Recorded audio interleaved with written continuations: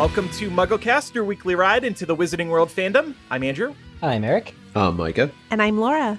On today's episode, we are going to the movies. The MuggleCasters are going to review several Harry Potter fan-made short films that have been released over the years. We love featuring the fandom, and this is going to be an all-fandom episode.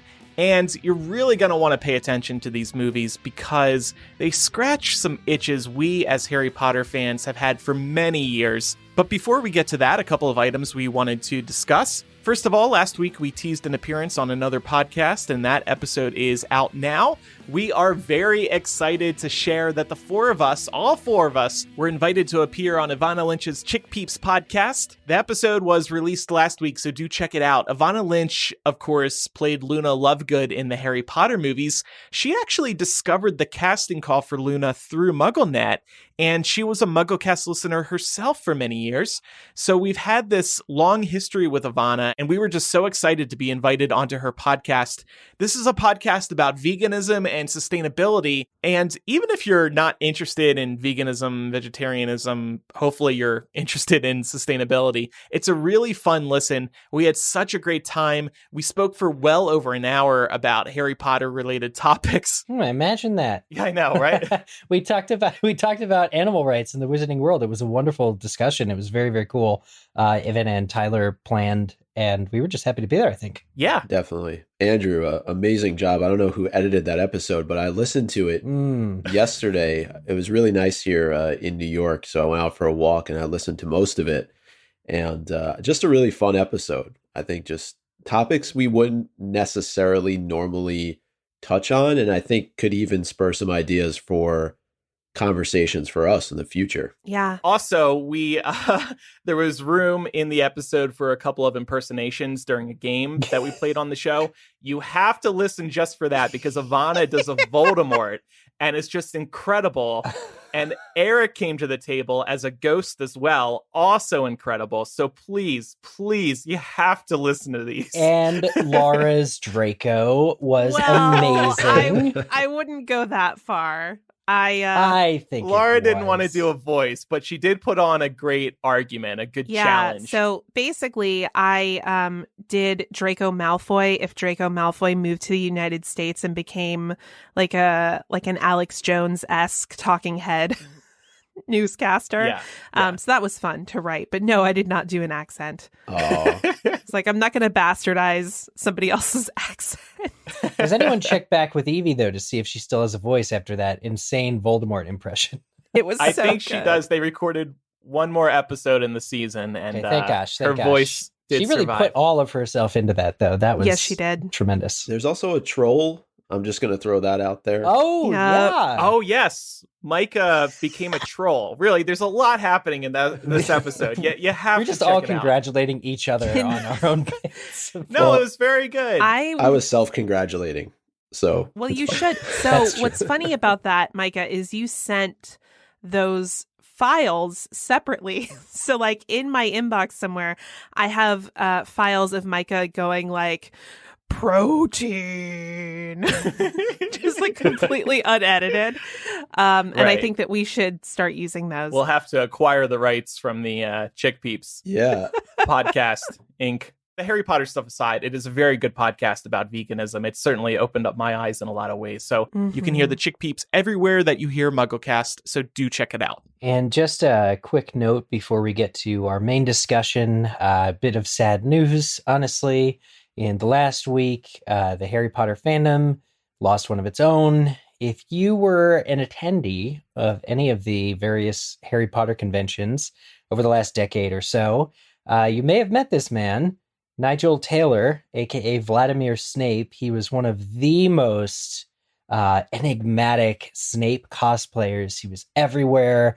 He was extremely talented, friendly, and kind. Honestly, my timeline is blowing up with tributes for him, but I thought we should mention something on the show. He was such a prominent member of the Harry Potter fandom and Harry Potter convention fandom, and I'm really sad to hear of his passing and really wish his loved ones, peace in this time. I think I've seen so many people who are just reeling over this, but also giving some very lovely tributes. And I happened to meet him, obviously throughout the years, but mostly at Leviosa during karaoke night. He was a musician too, and just very, very talented.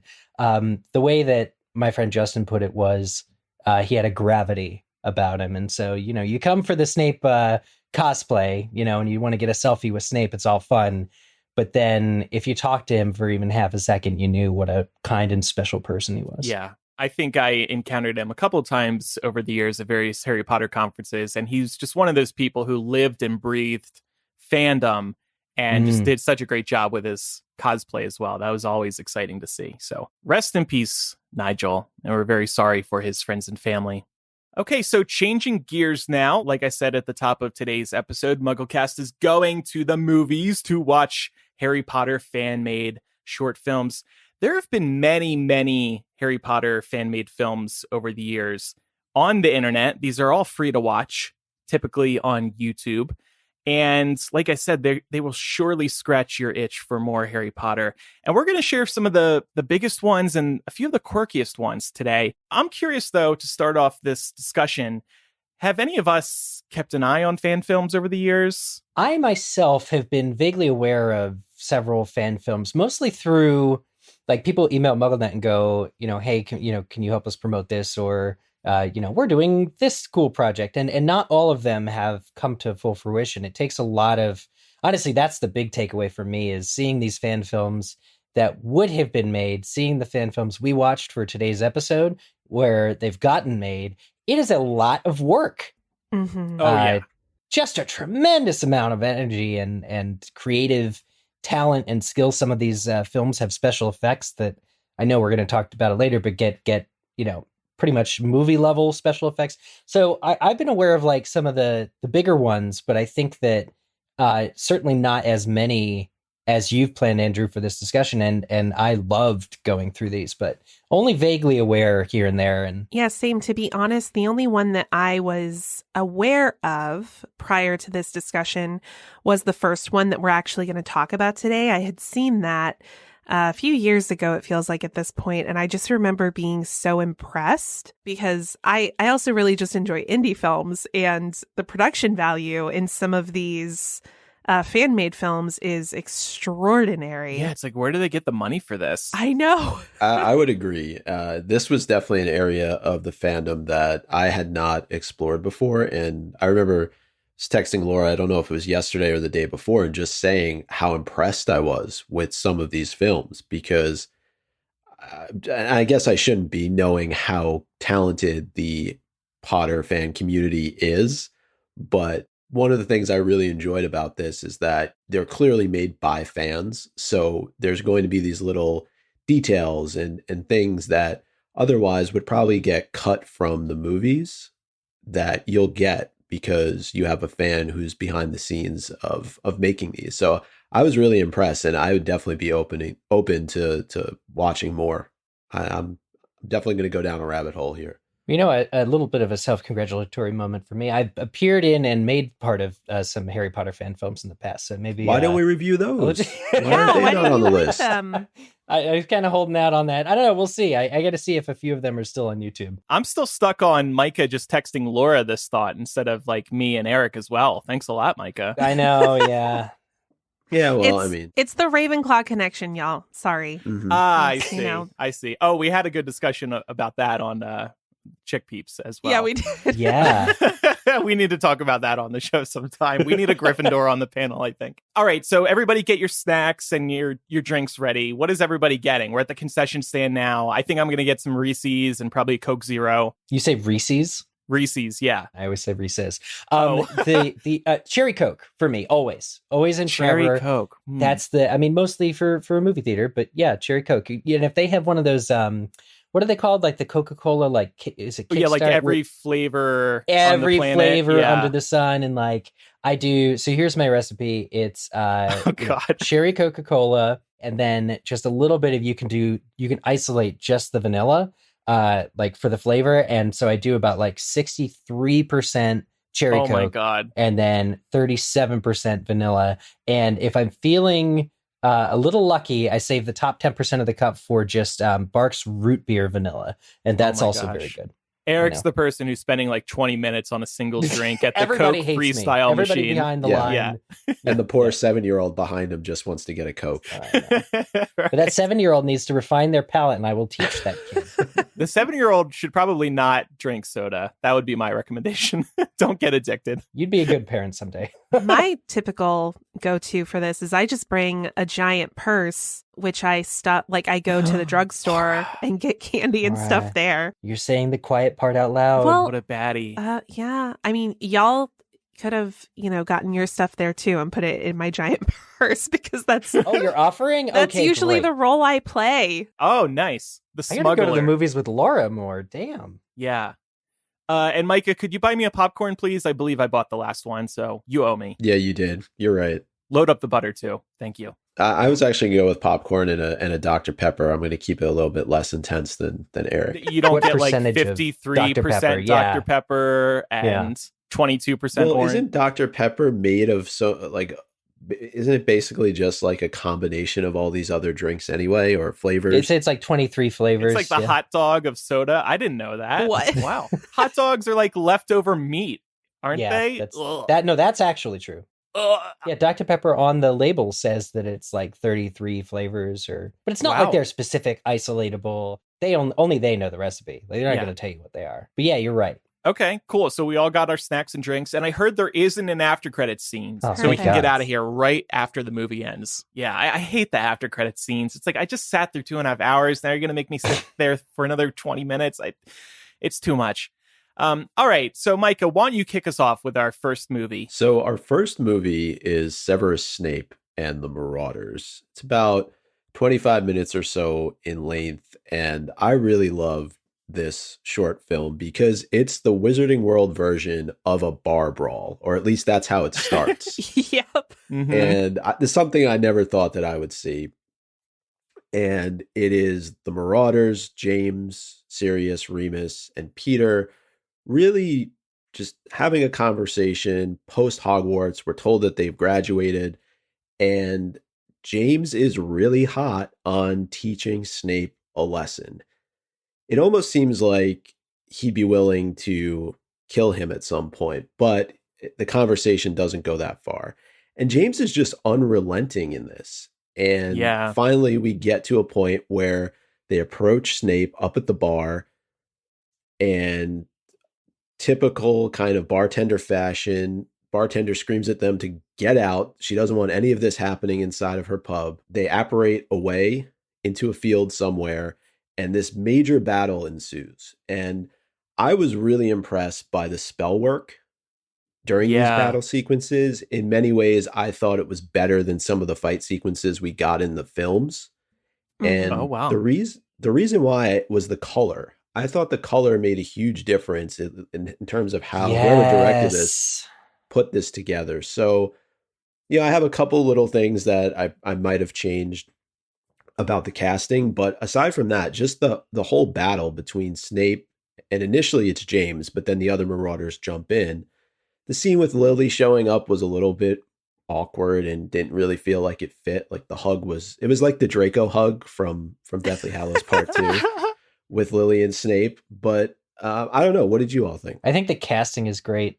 With any of these Marauders era stuff, you got to be able to see the characters in the actors. And honestly, films like these show me just how much Marauders content I would watch. Yeah, I think this is why this one is so popular. We as fans have been craving some Marauders content, and we really never got it.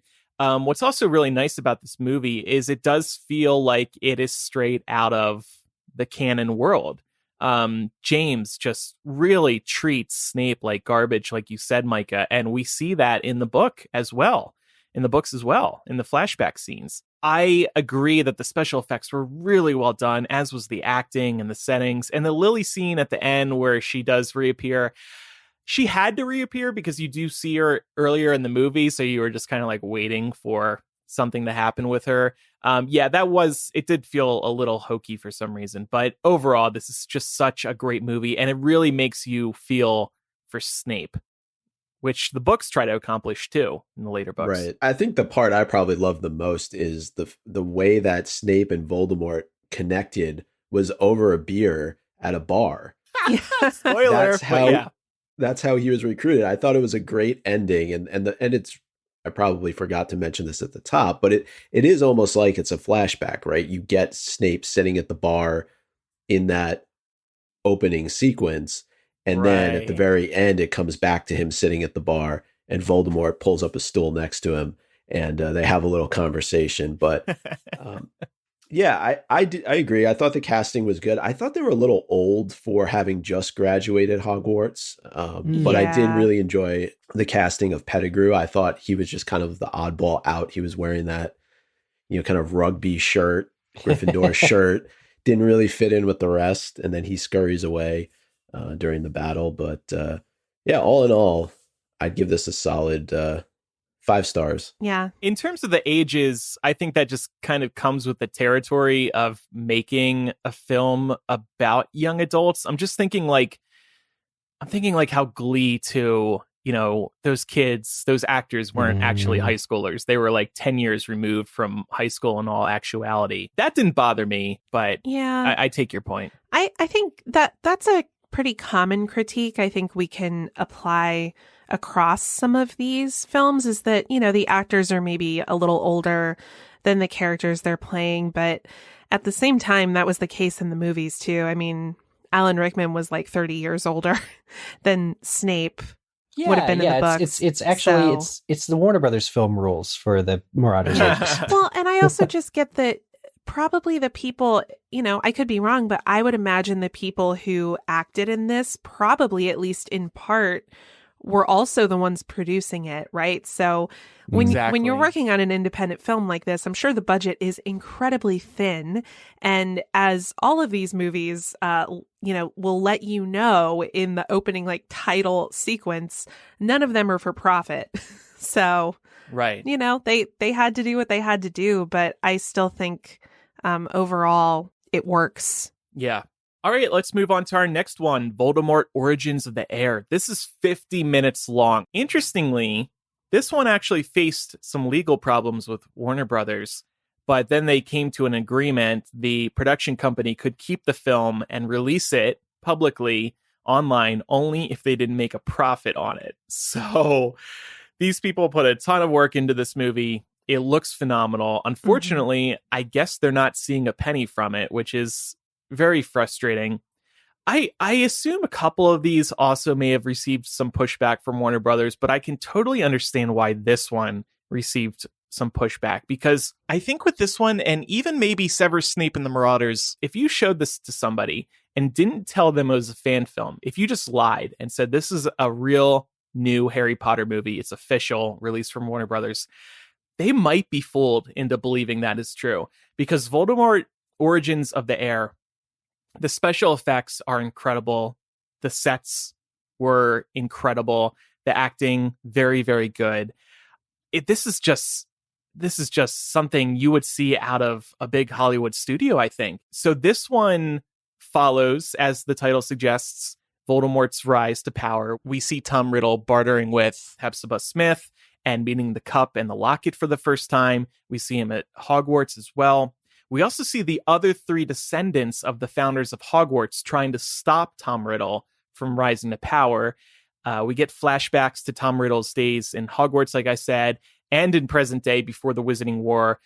We also see him hunting for the diary. So this one, man, just so fantastic. I could see this. I could see a story like this coming together in an official capacity someday. But even that possibility aside, what I love about fan films so much is they add so much to the story. They can. And this one really does. I really liked it. And I loved the idea that, the descendants of the 4 founders would be at school together. Yes. It was something I'd never really considered, because there's not a ton of importance in the books placed upon descendants of anyone except Slytherin, right? In terms of Hogwarts founders.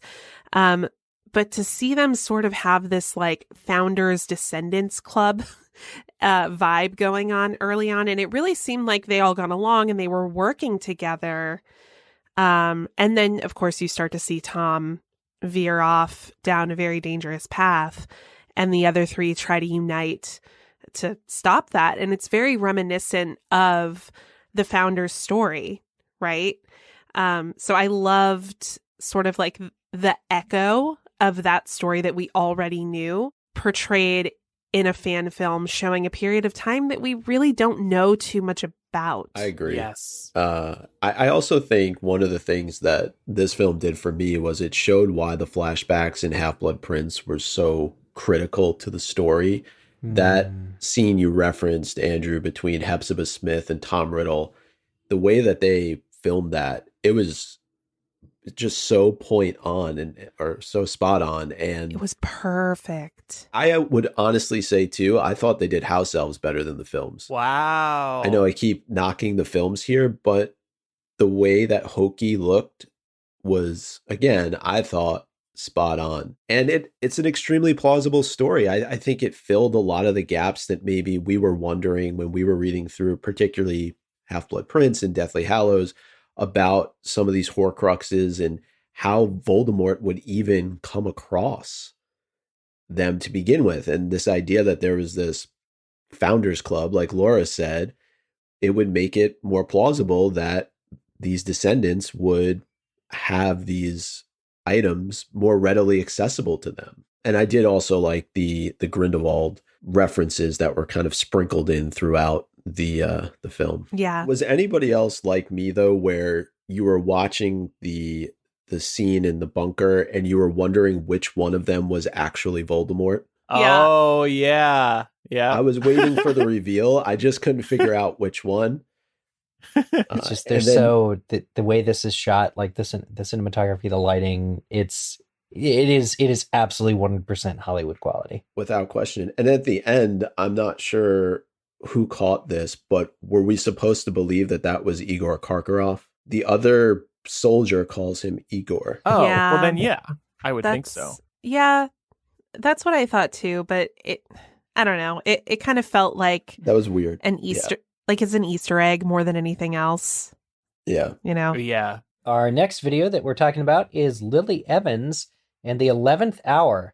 And this comes from, one of the best things that I love about these fan films is, again, we've talked about it. They have to do a disclaimer in order to exist. They have to open the video up. And in this case, when you open up Lily Evans and the 11th Hour, it says Apple Juice Productions is not affiliated with Warner Brothers in any way.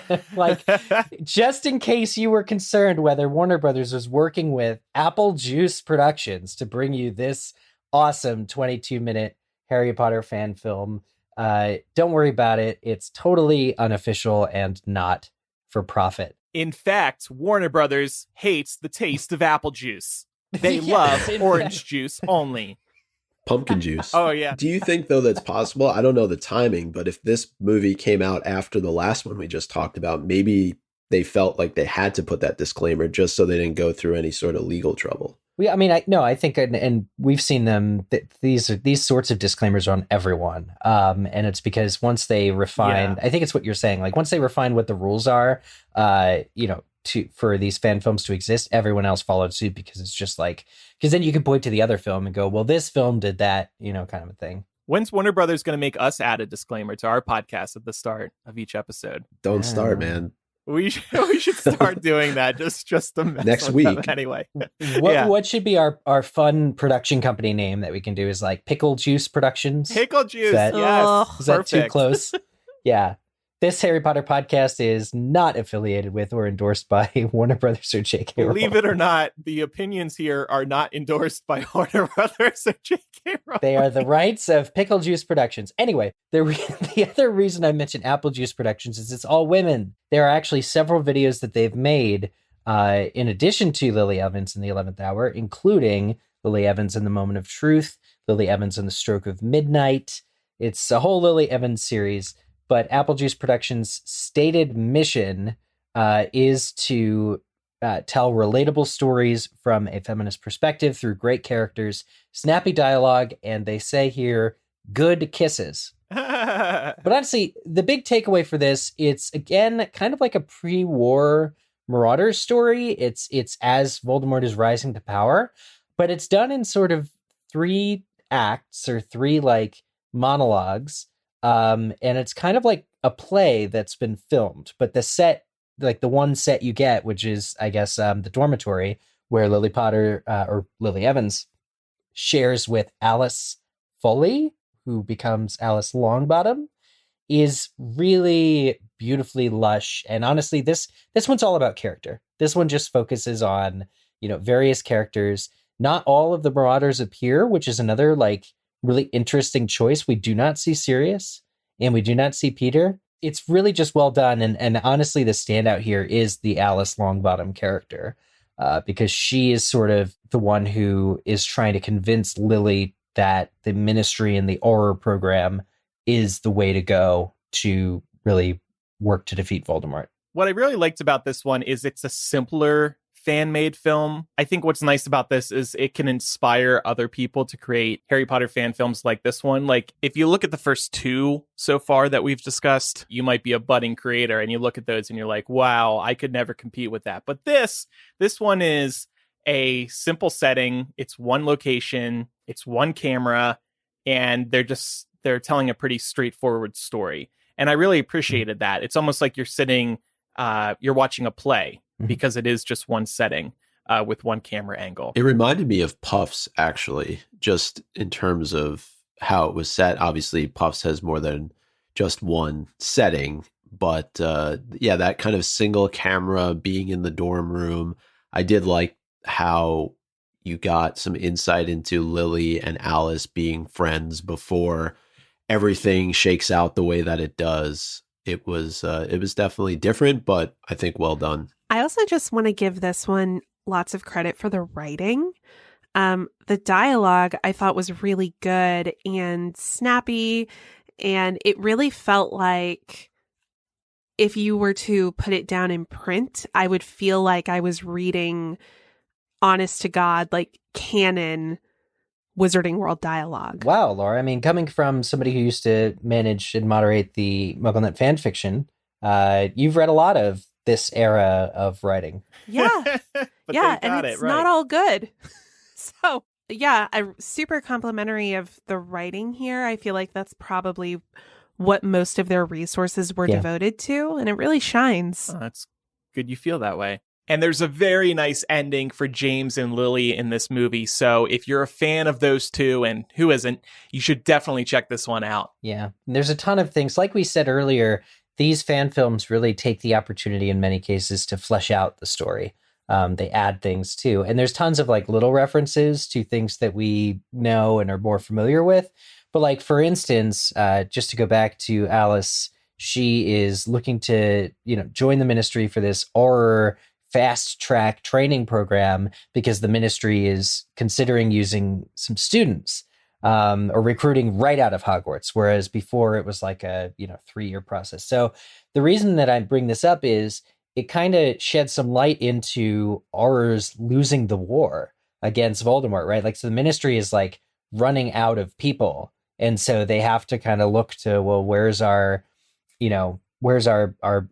manpower going to come from? And they kind of look to the school. And the reason I like that, not only is it convenient for the plot for Alice to become an Auror, as we know she does, but it also kind of foreshadows the ministry's fear that Dumbledore would be raising an army from the student populace, because it's like, who did it first? The ministry. So, and nobody ever says that, nobody calls that out, but it's something that if you know canon, you can really appreciate and think about, and it just gives you new things to think about. Yeah, and I also think it's cool from the perspective of like, they were putting together this rugged, scrappy startup of Aurors. Yeah. They were just like looking for help wherever they could.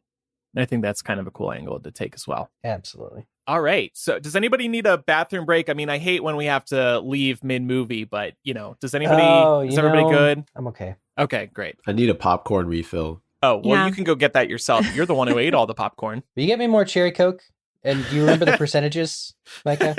Yeah, 63%. I don't know what y'all are doing. I literally loaded my giant purse up with snacks from Walgreens. Bora, We're you're good. saying the quiet part out loud. Oh, and Usher is yelling at us, and we're getting kicked out. Great. We shouldn't have been speaking so loudly. Damn it. All right, so our next one, actually, Micah might want to leave for this one. I know he's not a fan of this one. I am, though. I am too. This next one is called Life After Fred. It's only 2 minutes long. It's a very short film set after the Battle of Hogwarts about George reflecting on his life with his brother. Obviously, Fred has died, so George is looking back, and we see, Fred's Gryffindor tie and maybe his wand. And it's really sad, and we hear Fred and George talking in voiceovers over the years. But I actually have kind of a little headcanon about this short film. So at one point, there's this close-up shot of George's ear, and it's clearly stitched back on. What if that is Fred's ear stitched onto George's head? Did anybody else get that vibe? Oh, God. What? Yeah. Wow. Because it's a You just, close-up. shifted into sci-fi. Doesn't that make it so much more interesting? I think it's Nicolas Cage's ear on George here. Because I looked into this, we never hear that George gets his original ear placed back on his head. Where did that ear come from? I think it's, it could be a prosthetic. You see the scar and then you know that it's him, right? It's like, I think this you're film is also about hearing Fred, and I feel like that's a hint that that's Fred's ear. He can hear Fred again. Wow. I wish you could see the Discord right now, Andrew. People are being like, ew, please. But it makes it so much more interesting, I think. It really cuts deep. I mean, yeah, if you're looking for a really disturbing lens through which to view this, that's one I can't viewing. believe nobody else had this thought. I really didn't. I felt like it was intended to make it very clear which of the brothers we were seeing. But yeah, it does raise a question because, like, where would that have come from? What is this comment from Velen Cray? I have never agreed with Andrew once in 14 years, but I love this. What on earth? Okay, thanks, I guess. Well, Andrew, is part of your rationale here, because obviously he can't just take any ear. It's from his twin, so it would fit perfectly. Okay. Right. I will say, though, I imagine George basically having fun with what happened to him, like especially owning a joke shop. I could see him like fitting all weird kinds of things into that space and like making kids laugh and having a good time. I just can't see him taking his brother's ear like that. No, none of that is hinted at in this film at all. This is a wonderful story of loss. It's really about George reflecting on Fred's life. There's an empty seat at the table where they both have breakfast, and it's not just that. There's tremendous amount of CGI. You see magic, you see the Marauders map in action, and it's, for being 2 minutes, like, short concept, you really sell it. A lot of extreme close-ups on the George actor and his ear. But it's really well done, I felt. And they do use the audio from the film. So you do get like the Phelps twins. That goes a long way to like selling the emotion of it all, I think. I'm surprised that Warner Brothers didn't go after this, because you're actually using audio from the films. I was curious if that really was from the movies. You guys are certain that it was? I mean, I feel like it was. Okay. Yeah. All right. And yeah, Andrew, the more that I think about this, it's growing on me. I mean, people do all kinds of things in the face of grief. I mean, look at WandaVision. Right. She made a whole world. Yep. But also think about just like, lung transplants, a kidney transplant. Somebody dies, they donate their organs. Fred died. George did need a certain part of his body still. and he was like, thanks, bro. All right, we're gonna need a poll maybe it's on messed social up. media. Everybody can decide if I'm crazy or not. All right, I think we all need a little break after my theory there. So let's hear from this week's sponsor, MD Acne. They are back to sponsor this week's episode of MuggleCast. Many of us have been dealing with acne for what feels like our entire lives, and no matter how much time passes, no matter how many remedies we try, it just doesn't seem to go away. And it's especially present this year thanks to wearing face masks. So now's the time to try a new solution that is actually tailored to you. MD Acne is offering the first of its kind skin supplements that are customized for each person's particular skin condition and helps treat adult hormonal acne. The supplements feature DIM, a naturally occurring nutrient found in cruciferous veggies, which helps balance the body's response to hormones and support the treatment of adult hormonal acne. So here's how it works. Go to mdacne.com/MuggleCast, answer a short quiz. Based on your answers, you'll see what are the best vitamins and minerals for your unique skin condition and lifestyle goals. And then you can order your free month supply for free. Just pay for shipping. So again, go to mdacne.com/MuggleCast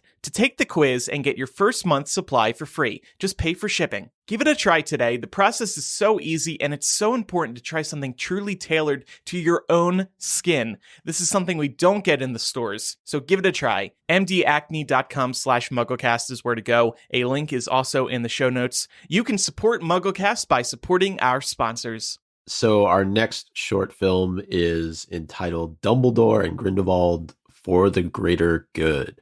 It's about 20 minutes or so in length, and it's just probably one of my favorites from the list of the films that we watched. All four characters of Grindelwald, Dumbledore, Aberforth, and Ariana apparate onto a beach. And it's the showdown that we've all been waiting for, that we've heard about for so long, and that we're anticipating we're going to see in the Fantastic Beasts films. And I really did feel like this could be a flashback scene out of one of the upcoming Fantastic Beasts films. There was great wand work. The spells looked legit, similar to what we've been talking about in a lot of these films. In many ways, I'm sorry, I'm going to say this again, better spells than what we saw in the actual Potter movies.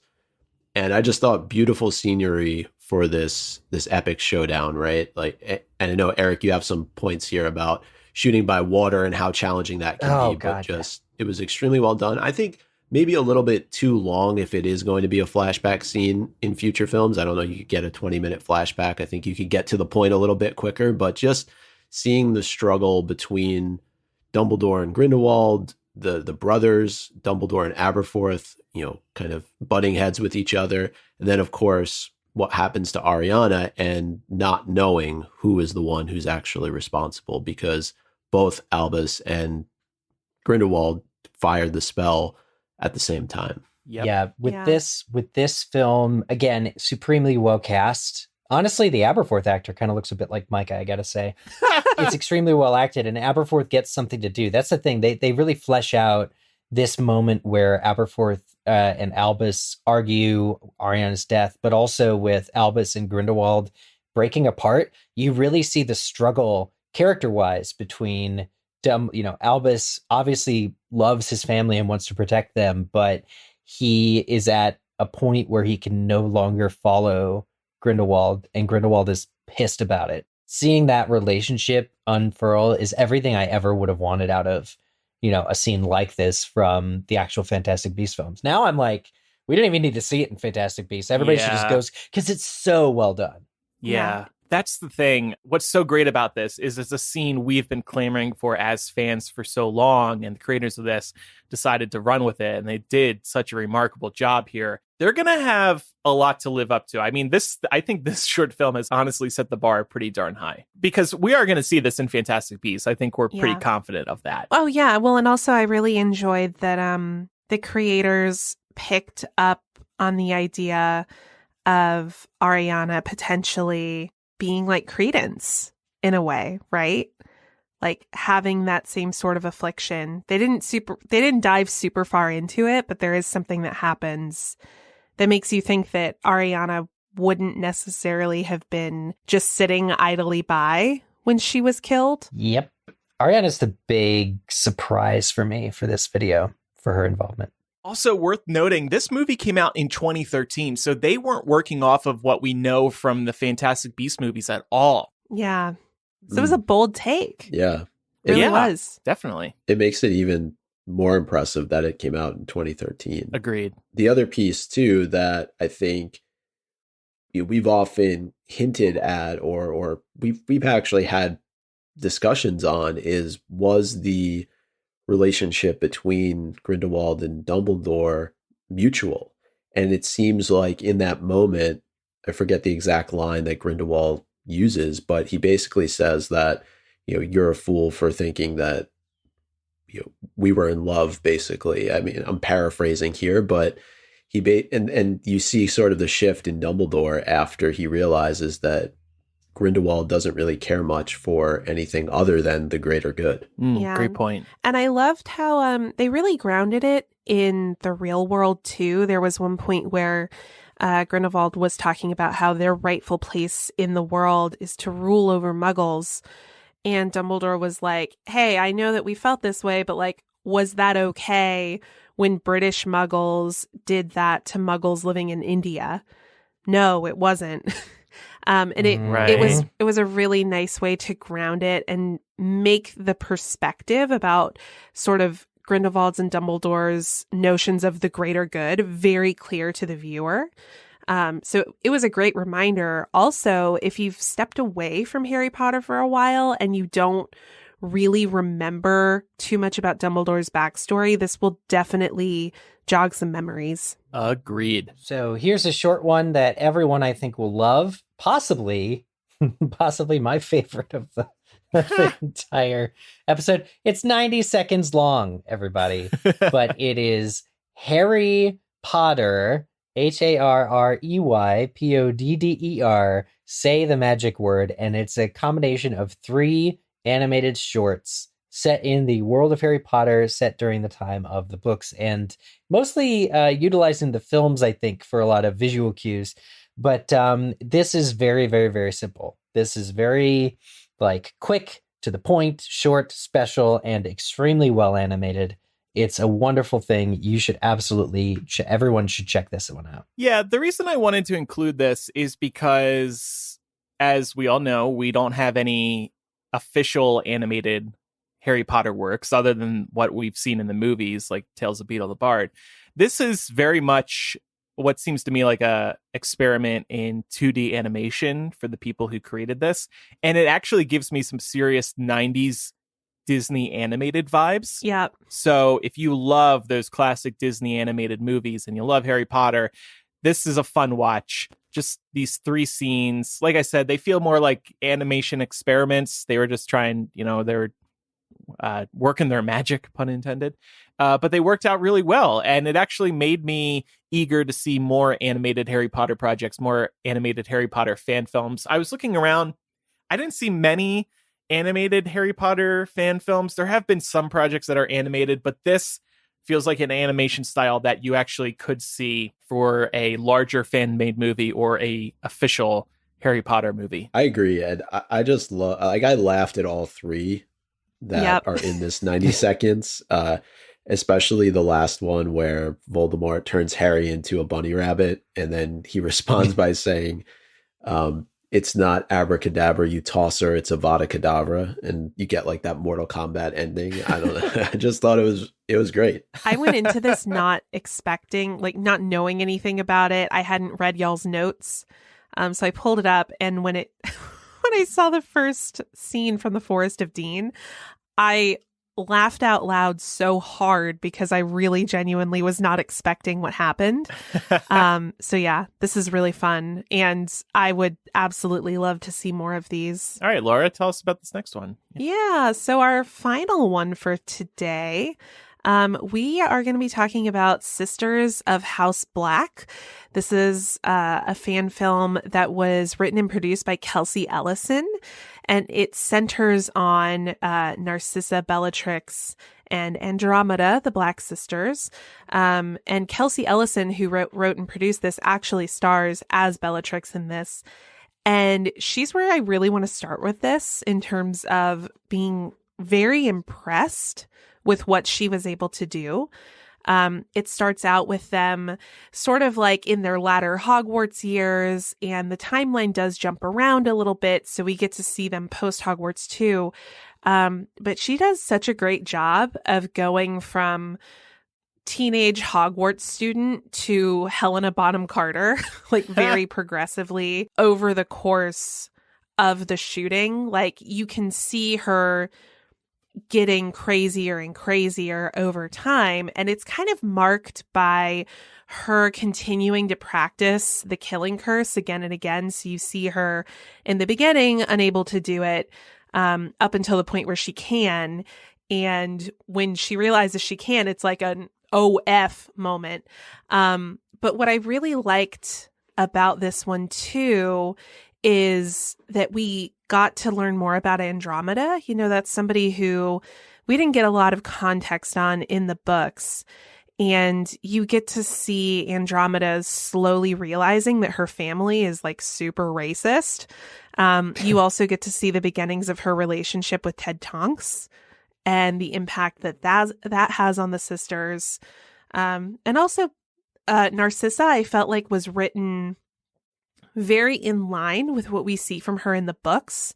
She's very much drawn towards following her family and doing what's best for her family. But in this, the family obviously, experiences a fracture due to Andromeda going off with Ted Tonks, right? So she has that internal conflict going on, which was really interesting to see. But it's also building up to like Voldemort creating his first army and getting his first sets of followers, which of course includes Bellatrix.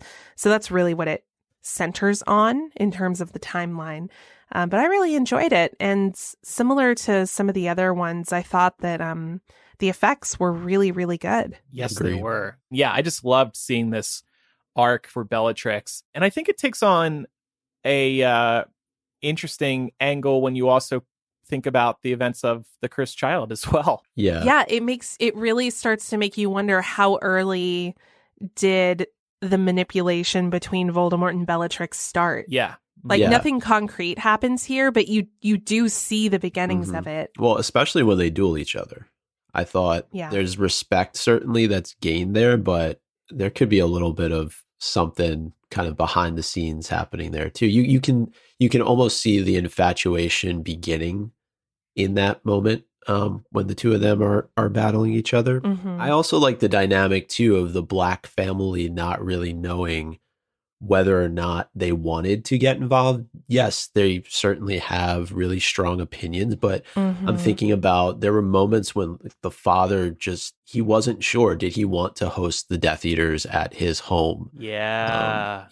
So it wasn't just like, I enjoyed the fact that it wasn't just like clear cut, okay, these people are super pureblood maniacs who enjoy everything that's going on at the hands of Voldemort and the Death Eaters. There was definitely some hesitation, particularly around the fact of, their current status with the Ministry was a good one, and it seemed like they didn't necessarily want to ruin that, and I enjoyed that. Mm-hmm. Yeah, that's a great point. I think what's so interesting about these fan films is you see this internal conflict for a lot of them. Like you said, it's not as clear cut as you might expect when you're going into these movies. But thanks to the fact that fans are actually working on these projects and they don't have much time constraint, they don't really have any time constraints other than what the budget allows. You can see some of these initial hesitations, like the one you're describing. Yeah, and to Micah's point, I feel like it really echoes what Sirius says in the books. When Harry's asking if his parents were Death Eaters. And Sirius is like, no, I mean, the world is not separated into good people and Death Eaters. My parents certainly thought that the Death Eaters had the right idea, but, they didn't ultimately, become foot soldiers for them, right? And we see a similar sort of dynamic playing out here, to Micah's point. Right. The Black family is very hesitant about putting their legacy on the line, even though ideologically they are in line with what Voldemort is doing. And I just love the moment too when like Lucius is in typical Malfoy fashion Just like, he's like, well, we can't host it at my house because there's always ministry officials stopping by. Yep. I thought I detected a hint of an American accent from him in a few of the scenes, but that was a little weird. I enjoyed the serious Walburga Black moment where she's trying to set him up with one of the Caros. And I also really enjoyed seeing a human Voldemort. I know we also saw an adult version in Origins of the Heir, but this was a more like adult kind of rough Voldemort. And I don't know. I just like the human aspect of it, seeing him as an actual human being before he becomes Voldemort. There's something intriguing about that. Yeah, I liked getting that too. The casting felt weird to me though, and it could just be my own bias, but when I saw that actor, he made me think more of like a Rodolphus Lestrange than Voldemort. But honestly, in the grand scheme of things, it's a pretty small gripe. I really, really liked this overall. So we will include links to all of these fan films in today's show notes if you want to watch any of them. And I have a feeling that once you start watching some of these, YouTube will give you recommendations for other fan films that we haven't spoken about today. So you are going to be set if you are interested in these. Please enjoy all of them. And well done to all of these creators and everybody else who have created fan films over the years. I'm sure we have some budding filmmakers in our audience, and maybe if you're looking for a passion project, maybe a Harry Potter fan film is a good avenue to pursue. Now, none of us are budding filmmakers, although, well, actually, Eric did say he created a couple of films himself, so maybe he is. But none of us are aspiring to become directors, I don't think. That said, I thought it would be fun if we proposed our own fan film ideas. So why don't we take turns with these? Eric, why don't you kick things off? Yeah, so, well, mine is sort of a joke, but it's also not a joke at all. Something amazing happened on Evanna Lynch's ChickPeeps podcast, which was this birth of a character named Nathaniel Billowsby. And he was the ghost. Well, in name, he's the ghost that was at Nicholas de Mimsy Porpington's death day party in book 2. He was the one who opened his jaw real wide and flew through the table of rotten food. And Harry asks him, can you taste it when you do that? And he says, almost, and flies away. This character was brought to life. To view the full thing, you got to go check out ChickPeeps towards the end during the Troll and Dungeon segment. But my idea now for a fan film is the afterlife and times of Nathaniel Billowsby. So I thought I would write, direct, and star, of course, in this film. And it would be following the amazing change in life and habit that was brought on by Tyler Starr and Evanna Lynch's amazing sort of advice rebuttal to his troll segment. All right, well, I'll support this because I think it'd be nice to get more stories about the life of ghosts at Hogwarts. Yeah. What is that life like? Hopefully it's not too boring, because then it would be a really lame movie. But you can make it interesting. You can make us believe that ghosts have interesting lives at Hogwarts. Well, I think Evanna had a cool idea. She said, why don't you, chase a phoenix and go find out where they come from? I mean, I think that'll be the plot of the film. Yeah. Okay. Where do phoenixes come from? And only a ghost can figure it out. Nathaniel is the one who can do it. I would really like to have a story all about Hagrid. I'd call it Hagrid, A Giant's Tale. And I'm just really interested in learning more about him in his early years growing up. You can throw in a couple of moments where his mom says, Hagrid, put your father down. And his time at Hogwarts, obviously it crosses over with Tom Riddle's, and I'd love to just get a little bit more insight there and what their relationship was like. Was it just purely him taking advantage of Hagrid? And then what happens after he does get expelled from Hogwarts in all of those years before, he becomes such a prominent character in the Harry Potter series, but then also seeing the Harry Potter series through his perspective. He has a lot of big moments. That would be my origin story that I would most like to see. Okay. I like that. I also said on the ChickPeeps that my favorite character is Hagrid. So I think I'm going to go in as an executive producer on this All right. with you to make sure his do it. story is done right. Justice for Hagrid. I rep Hagrid. I make sure that he's not being portrayed as a bad person in the film. Yeah. I mean, there's just very few characters that kind of transcend all of these different moments that are so pivotal within the series overall. And he's one of them. Definitely. I want to see an Argus Filch origin story. You may laugh, but I think that it could yield some really interesting new avenues to dive into. First of all, what is it like to grow up in the wizarding world if you yourself, although you are of magical lineage, are not magical? Yeah. So what does that look like? It would give us a ton of insight into how squibs are treated in the wizarding world. We've asked this question before, like, where are they educated? Are they educated? What sorts of jobs do they qualify for? Like, what are their rights in wizarding society? They're probably not good based on Filch's standing and Arabella Figg's standing in the books, but it would be interesting to learn more about that all the same. I also think it's very likely that Filch may have crossed paths with other characters that we know and love from a young age. Like, what was it like for Filch to maybe talk to Dumbledore? Maybe he really wanted to come to Hogwarts and study there, and Dumbledore had to deliver a similar soft letdown to Filch like he did to Petunia when she wrote to him wanting to go to Hogwarts. And I also think it's possible, maybe he does have some kind of intense backstory. I say this because Dumbledore tends to keep people at Hogwarts for their protection. So you have someone like Trelawney, who for several books we're all wondering, like, why is she here? Like, she's clearly not good at her job. But we learn that Dumbledore's keeping her around to protect her. So it seems likely that he has a good reason for keeping Filch around too. Very That's good cool. point. I I love know, that idea. I want to know the very moment that he met Mrs. Norris. Like, how did that go down? Oh, yeah. I didn't even think about that. That makes me think now, too. That cat is old as hell. Was Mrs. Norris already at Hogwarts, or does he bring Mrs. Norris with him to Hogwarts? I just thought when you were explaining that, Laura, like, what if the first time he saw Hogwarts was as an adult, like getting a job there? Yeah. How tragic. How crazy. He had to go his whole life without thinking about it. And as squibs, with magical family, you can only think of yourself initially as less than.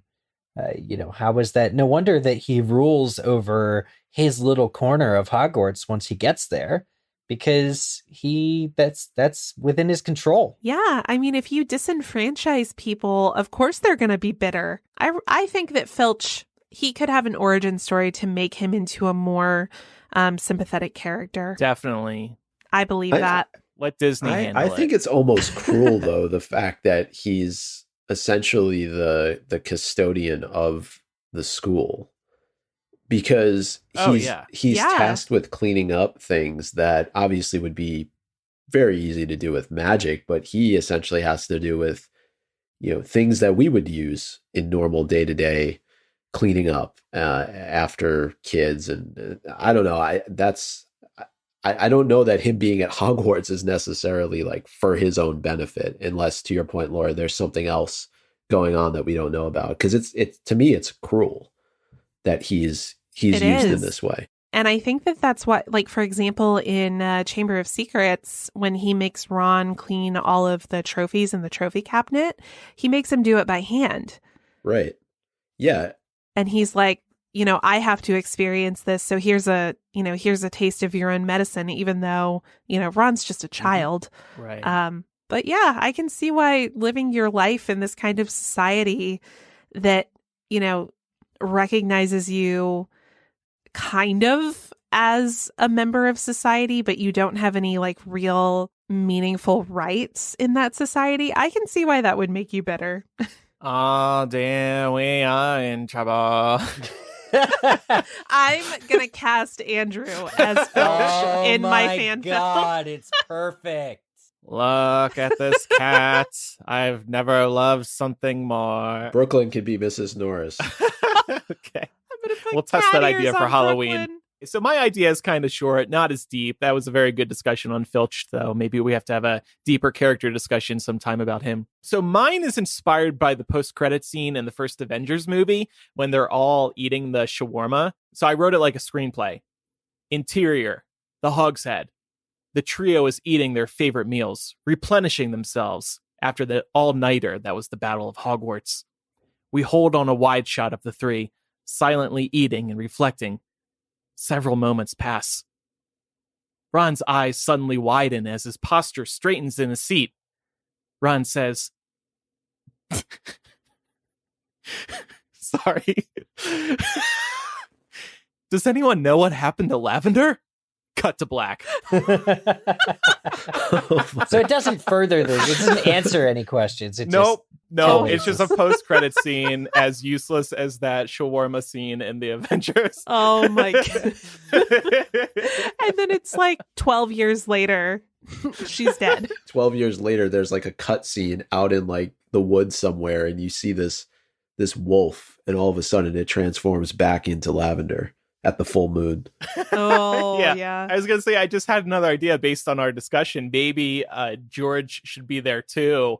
And Ron should be like, wait, I have an idea for how you can get in here back. Oh my God. I'm so pleased that your mind has gone here, Andrew. See, I thought you would like this because you're into horror, Laura. Yeah, this is right up your alley. I'm starting to wonder if I've corrupted you. I need to email the filmmakers. I'm going to get an answer. We have to know. Yeah, we have to know. Okay, well, this was a lot of fun. If you have any feedback about today's episode, you can email MuggleCast@gmail.com or use the contact form on MuggleCast.com. You can also call us. You can call 1-920-3-MUGGLE. That's 1-920-368-4453. You can also record a voice memo on your phone and send that to MuggleCast@gmail.com. Whether you call us on the phone or send a voice memo, just please try to keep your message about a minute long. And by the way, next week's episode is a Muggle Mail episode, so get your feedback in now, and we might include it on next week's episode. Yeah, watch some of these fan films. Let us know what you thought, too. Please do, yeah. And I kind of wanted to have on a creator of one of these, but then I was thinking, well, we couldn't be super honest if we did that about all of the movies. Because we wouldn't want to insult like a fellow filmmaker in front of one filmmaker, you know? So no, but I will say this. Anybody who we talked about today who made any of those films is far more talented than I am. So I will just leave it at that for any criticism. I will back that up. That I have thrown out far there. More talented than Micah, that is for sure. Okay, it's time for Quizzage. Last week's question, name this famous female campaigner for breaking the statute of secrecy. She's been imprisoned several times for her blatant and deliberate use of magic in public places. The correct answer was Carlotta Pinkstone, another one of the famous witches to be featured on the old J.K. Rowling website. Correct answers were submitted by Robbie, Suhas, Irene, Elizabeth, Dreamquaffle, Brody Galia, Ellen, Kerost, Sabrina, Luna Nova, Rudolph Ciso, Mr. Potato, and Billy. Next week's question. At what United States college was A Very Potter Musical written and first performed? And submit your answer to us on the MuggleCast website, MuggleCast.com/Quizzitch, or go to MuggleCast.com and click on Quizzitch in the menu. So just a couple of reminders before we wrap up here. We would appreciate if you left us a review on Apple Podcasts or wherever you listen to MuggleCast. It helps us get discovered by new listeners. You should also follow us on social media. We are MuggleCast on Instagram, Twitter, and Facebook. And we would really appreciate if you joined our community of listeners today at patreon.com/MuggleCast. You'll get access to our live streams. You'll get access to our exclusive Discord. You'll get access to bonus MuggleCast, more MuggleCast every month, and a whole lot more. We've created lots of benefits for our Patreon to thank you for supporting us. It just means the world to us, so we're hoping to give back in lots of ways. Again, that's patreon.com/MuggleCast. And finally, thank you for listening to today's episode. I'm Andrew. I'm Eric. Micah. And I'm Laura. Bye. Bye.